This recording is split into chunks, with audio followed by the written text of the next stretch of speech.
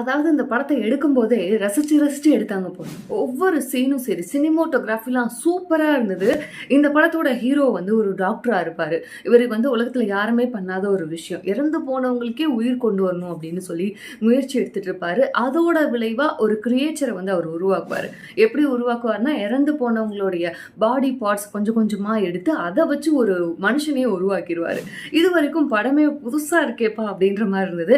அந்த கிரியேச்சர் உருவாக்குன பின்ன அதுக்கு உயிர் வந்ததுக்கு அப்புறமா நம்மளே ஏதோ புதுசா அது கூட சேர்ந்து லேர்ன் பண்ணிக்கிற மாதிரி இருக்கும். அதுல ஒரு சீன் வரும் முக்கியமா. அந்த கிரியேச்சருக்கு வந்து முத சன் லைட்டை காட்டி இதுதான் சன், நீ ஃபீல் பண்ணு, பயப்படாத அப்படின்னு சொல்லி எக்ஸ்பிளைன் பண்ற ஒரு சீன் வரும்.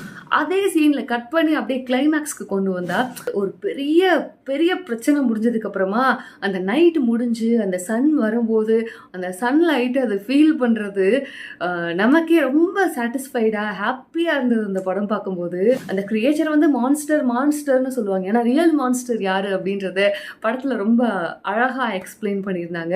நெட்ஃபிளிக்ஸ்ல இருக்கு, தமிழ்லயே இருக்கு, தாராளமா பாருங்க. சீரீஸும் கிடையாது, இது படம் தான். அதனால 2.5 மணி நேரத்துல முடிஞ்சிடும். பாருங்க.